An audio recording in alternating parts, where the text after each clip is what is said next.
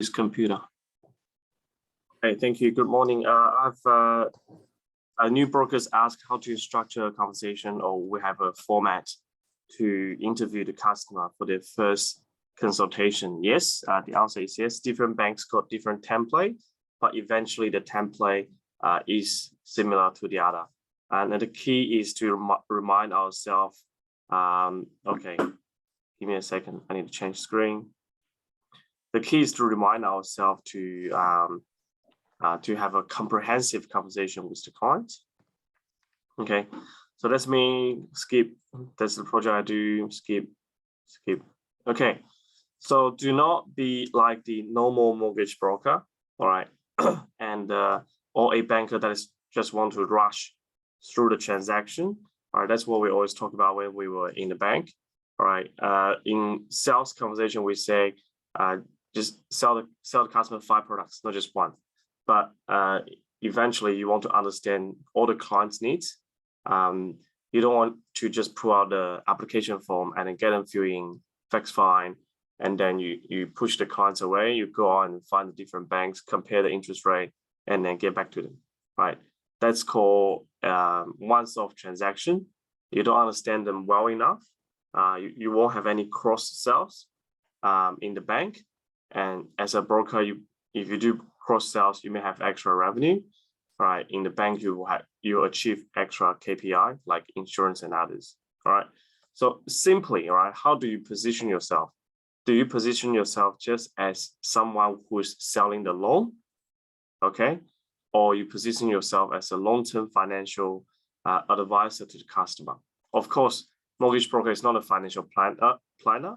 All right, we don't provide any financial advice, all right, but there are many other products that is related to their home loan or property purchase journey.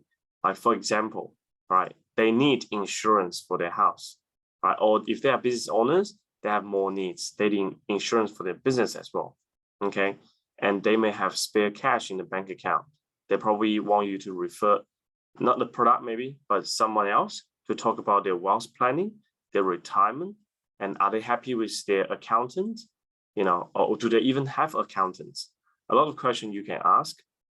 Maybe perhaps not even during the first interview, but at the end of it, or when you're signing up with the loan offer with the clients, which is the happiest time, okay? And during the process, we can see a lot of their needs as well. So here, if you want to ask me, what's the bank's structure? Coming from Westpac Bank or Melbourne background, here is what we call a customer review, customer needs review. Okay, I spelled it wrong. Sorry, customer needs review, and there are basically 5 pages or 5 different sections. I don't have an original copy, but here's the summary. Part 1, of course, is customers contact, and a lot of banks are very savvy now. Like Commonwealth Bank, they have very advanced customer CRM system. All right, CRM system, or a lot of aggregators are trying to adapt to. So I really want to emphasize about email address. Why email address is important for mortgage broker? Because if your company is running a email marketing like once a month, the clients see you or see your information more frequent, they will remember you more, and they will come back to you or think about you first when they have the needs. So this is one of the mistakes I have made in the past. I have seen many clients in person. I didn't grab their contact. I give away all my knowledge and information. And then later on, after 1 or 2 years, I run into them. I find out they get a mortgage through someone else, even though they were happy with my consultation, but they just didn't remember to catch up. You know, they just run into another broker, and it's just convenient for them. So there's no loyalty or stickiness. You need to provide them information consistently, then grab the email address as a broker. For the bank, it's more complicated. The banks usually won't send out marketing information as easy for their compliance.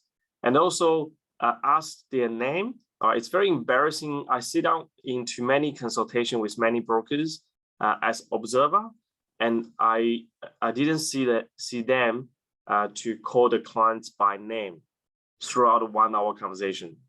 You know, they either didn't even know their name, or didn't even know what they're known as, all right? Like their nickname stuff, their name is super long and hard to pronounce, okay? So during that conversation, doesn't matter 10 minutes conversation over the phone or 60 minutes conversation, for the consultation, try to repeat the name 3 times or confirm, and then by the end of the meeting, you can call them by name, all right? And it's a real connection as well, okay?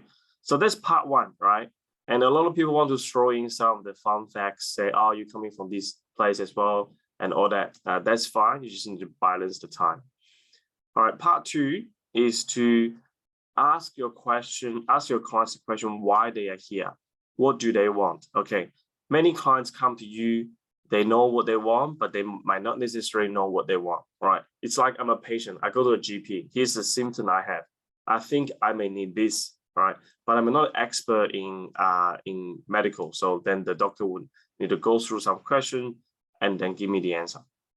So mortgage broker is not different, right? We do break down their needs, all right? The immediate needs, what you want now, okay? The medium-term needs, 1 to 2 years, and do not be shy to ask their medium-term goals and long-term goal. Like, what do you want later? What do you want after the settlement? Why you want to buy this property? Oh, it's for school. Okay, how old is your kids, right? Why do they want to go to this school? Because I have friends and family around the area, or I want to bring other friends and family to the area. That instantly is more business opportunity for you in the future. You can service their friends and family. Okay, so do ask more why, and the circumstances made them to make the decision. Okay, so be more conversational. And this is the most missed conversation as well at the very beginning. Okay, and what do the clients want to achieve? And their needs and their wants are different. So we need to ask many small questions to qualify. After today's section, we will have different sections to practice one-on-one as well. So always reconfirm, recap the question. They tell you what they want, and then you recap and reconfirm and ask them again why they want. Go deeper, okay? Part 3 is very simple. It's just the statement of position, the asset and liability. But many brokers or even lending manager in the bank, they just go straight into part 3. They skip what they want.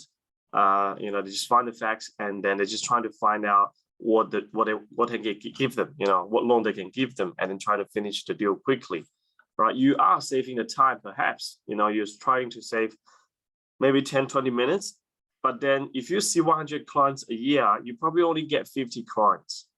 But if you do this properly, you only need to see 50 clients, and you may do more business with them, all right, in the longer term. And the clients may buy more products from you, all right, whatever you refer, okay? Of course, based on if they have good service and products.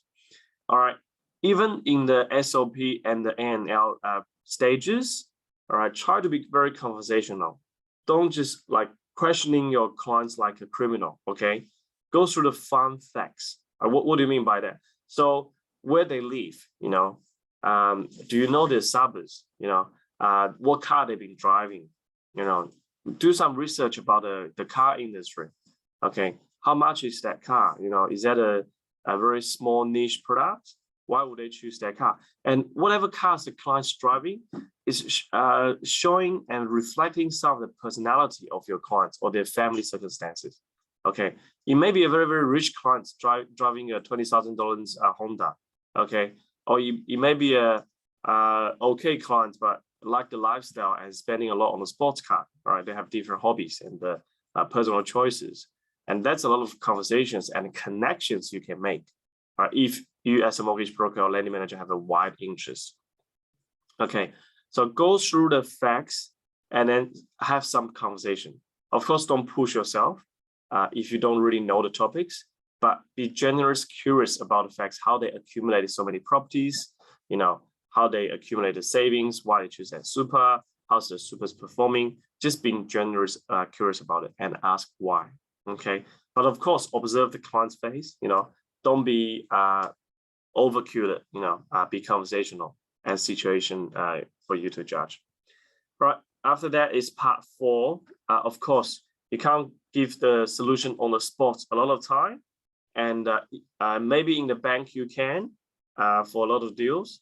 But as a mortgage broker, even if you can, try not to give the one solution on the spot. Okay, you may give one or two, a couple potential solutions, but do also let your clients know you will do the research, and if you potentially can find a better solution, you'll come back to them. All right.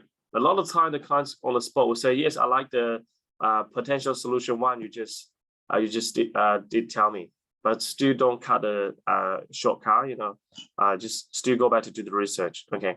And in this stage, ask your clients, what do you heard of?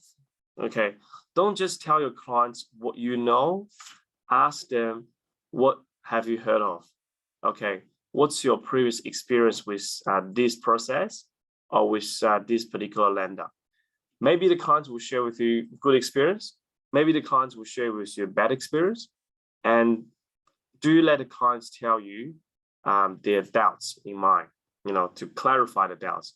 Oh, I heard, if you recommend Commonwealth Bank, oh, I heard Commonwealth Bank is blah, blah, blah, blah, blah, not good, or I heard this product is not good, then what they heard of might not necessarily be right. You are the subject matter expert, and then you need to listen to what they have been through before, okay, and justify that. Okay. I've seen some brokers made mistake before. They don't ask where the client's coming from or their previous experience. They simply give away what they know, and then the clients just maybe they'll just shine away. Okay, they'll just go somewhere else. Okay. So last bit is implementation, timeline, fees, and charges. So after you gave the solution, then last bit is make it more specific. Okay. So Mr. Customer, for you to do a refinance at this stage, it may take, say, 4 to 6 weeks. And after you gave me the documents, okay. So if they have gave you 100% of documents already, or not even half, okay, when they showed up. So that's when you made a judgment. And timeline is, of course, changing along the way. The bank's SLA turnaround time is changing along the way. And you do need to give them early notice and proactive notice. And in this part, you can also indicate some of the fees and charges, and then make it more specific later on in the follow-up emails. Also, very importantly, your 1 minute pitch, your 30-second pitch, your value proposition. After you know the clients a lot already, okay, you can tell your clients why you are different or why your company is different from other competitors in the market. Okay, that's simply the 5 parts. All the big 4 are very similar, very good guidance, but unfortunately, many brokers or bankers, they just skip through it. Okay, so the next topic is consultancy skill. This is consultancy sales, how to be a good consultant, right? If it's very strange, you need to judge where the client's coming from. If you have a trust relationship already, okay. So 3 pillars of trust at the bottom right. All right, the clients have to trust you, trust your product and service, and trust your company. For the bank, it's much easier to ask a lot of this question because most times, or before COVID, of course, people sit down in the branch and they already have the image that the lending manager in front of them is a subject matter expert. They'll give every answer, all right? So they'll give away all the information. But as a mortgage broker, you do need to warm up the clients, okay? Because a lot of clients' impression is that mortgage brokers are not as professional. So you do need to, perhaps you can put value proposition into your opening conversation. Here's my company, here is our experience. We're definitely an expert, and all the information you tell us will be confidential. Okay, you can just give them the peace of mind and let them to open the conversation with you. Okay, so consultancy skill is very creative. Okay, so also judge where you are with the clients. At different environment, different conversation holds. So ask the right question at the right time, in the right place. For example, in the initial phone call, I wouldn't recommend you to spend any time more than 10 minutes with the clients over the phone. Of course, currently the situation is different with COVID, but let's say initial conversation, over the phone call. You haven't seen each other in face-to-face because you can sell the appointment. The key for the initial phone call is to grab the key information, what the client wants, and then sell the appointments either in person or via Zoom. And when the clients are more prepared as well. Because in the phone, I see many brokers made this mistake as well. The clients are not prepared. They're not committed as well. And they're probably less focused. You don't know where they are. They could be in the car driving with friends and family, or they could be at shopping. All right, they just happen to receive your phone call or call you back at that time. All right, so it's not a serious place to discuss the business. Okay, and the conversation rate is low, and you may end up being one of the banks or broker that the clients compare. So for the first appointment, for the initial phone call, try to sell the appointment. That's your ultimate goal. Okay, and now comes the second. If you have the chance to have the appointments, either in person in the cafe or office or client's home, it's all different environment. So you may have slightly different preparation, or even via Zoom now is very popular. If via Zoom, please make sure you have the tools. So as you can see here, I put in different tools for appointments in person and appointments via Zoom. Appointment in person, you probably need notepad, paper, pens, table, some of the tables and templates you can write on, show that your company is very professional, you're well prepared, and bring a folder with you. I don't have an example around me at the moment, but it's very embarrassing. I see many broker and bankers show up to the client's home or cafe without a pen. All right, just simply shows that you're not prepared. But simply if you can put out a pen from your pocket, at least you seem more prepared, more serious about the client's financial results. Okay. For the Zoom appointment, slightly different. Prepare some very simple and easy PowerPoint or open Excel. Excel is very important as well. Test the internet, and then send them something in writing later. So that's also important. Video, less focus. And you can see here, video, I try to make it less time than in person, because in person I still value the human interaction, so it's quite important. My peak time is I see 5 clients a day with a very long conversation, and that drive very high conversion rate and retention rate as well. Because imagine this, right? In the whole process of getting a loan, buying a property, you're probably only seeing the clients once or twice, in the initial conversation, initial appointments, and also at the end when you sign up the loan with the clients. Okay, so do cherish those 2 times. You probably only see them twice. A lot of my clients only see them twice in the past 8 years. Okay, but they're still being very loyal because you have built a good foundation at the very beginning. For the clients to drive to you, for the clients to send you documents, even they haven't paid the fees. For some, it's their commitment. They have spent time as well. They invest the time to see you, to bring the documents, to see the answer. Okay, so there are a lot of parties as well. You go to friends' party or networking events. The good thing is the opportunity to know many people you haven't known. Maybe introduce from your friends, but don't start a deep conversation there. All right, go to a networking events. Don't make one good friend. Okay, go to a networking events. Know 20 strangers. All right, grab their contact, what they like. Just have a 5-10 minutes conversation with them. Go around, have a drink, and then set appointments later on, follow-up appointments. All right, that's where you make the connection. Okay, that's where you make the meaningful conversation. Okay, online chats, that's a very careful thing as well. If they are not your clients yet, or if they haven't had a commitment, be careful. They may be rate shopping, and don't give away recommendation because you haven't had all the information.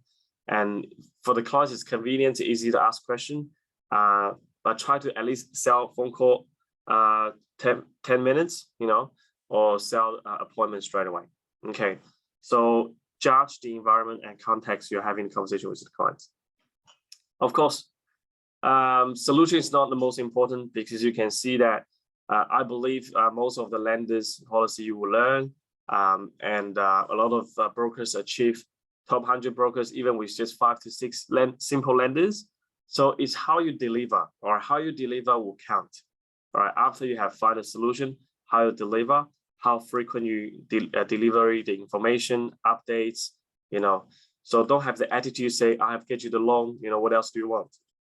Okay, a lot of brokers will miss the details, skip the process, didn't even have a document checklist or different version of document checklist, and remind them the rate lock and all that. So all this detail you can see on this page. So be patient and perhaps have some gift at the end of the loan, you know, use some tools and system, and also do follow up after the settlement. Many brokers never follow up after the settlement, which you said, okay? So to wrap up some of the tips, we go over time. So here's the client's experience, you know, to have an okay experience, you know, the problem is solved, right? And within the reasonable time. They came to you, they get a mortgage, right? That's the most brokers staying at okay level, all right? So to give a good customer service experience, all right, you're polite, you're helpful, you're nice, it's the attitude, right? It's the patient, it's the manner, all right? And to have a great client experience, you need to put in a lot of details, you know, small numbers, interactions, don't just never update them in between, provide them weekly update, even there's no update. Hey, Mr. Customer, there's no progress from the bank this week, and tomorrow is Friday or weekend. I just want to have a good weekend, letting you know that we are monitoring the process daily, and we should have an update by next Tuesday. Otherwise, I'll give them another call, another push. Okay, let them know you are on it, rather than put them in the dark like a mushroom. Okay, amazing experience, putting more details and proactive updates, and set up the connection with the clients. Okay, so a lot of customers' behavior behind mortgage broker, as you can see. So you want to take controls, be more proactive, and then giving them a growth plan, right? And align with the clients, not just put them in the darkness. And a lot of clients, a lot of brokers ask me, do I just give them the lowest rate and then just go with me? No. Even though in some surveys, 6% consumer go with the price, but it's really helping them to solve the problem, and then they feel the confidence in you that you have the full control of the process. You say, I'll get back to you tomorrow, what time? And you actually deliver. You actually get back to them just on time, okay, or before that, okay? So it's not just about the rate, and also don't give a rate away too early. A few other tips: record all the phone call conversation and meeting conversation, ideally in typing. You know, it's easier. People don't have to read your notes. You're ugly writing like myself or like any other doctors, right? Write it down. If you have a CRM system, that's even better. You can review that after years. Okay, print something to your assistant or to the admin team, or even to the clients, even in emails. Do not skip face-to-face conversation. It's very meaningful and not replaceable. I'm a big believer in human interaction, okay, and being generous, curious about the clients. All right, lastly is study widely, keep learning. As a mortgage broker, be very, very knowledgeable. Don't just know about the loan products, know many other banks' loan products, economic news, everyday environments, you know, property market, consumers' behavior, how the IT technology will influence the client's experience. So look at this graph I have found online, involved online learning, is that how the consumer make decision. So from the very fundamental and very basic to the top, you know, they won't have self-recognition, they won't have connection, they won't have belonging, they won't have motivations, they want to solve the problem, set up a connection, they won't have variety of choices, they want to reduce the cost, they want to reduce the effort, right? So think more, you know, why they want to be here. There are clients coming to me for refinance, even though they're getting the same products, just because they want to set up a connection or they want to be part of the property investment group. So that's actually very powerful. Okay, so see less clients, build up stronger connection, and then sell the more stuff along the year. So then after 2 to 3 years as a mortgage broker, you won't be like the rats, you know, running in a circle, you know, looking for new clients all the time. Okay, you're probably burning out your personal reputation already. So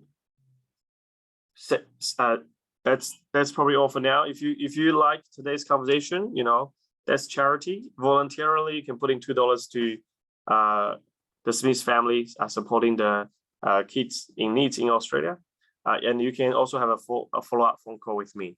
Okay, I'll stop the recording. How do I stop the recording?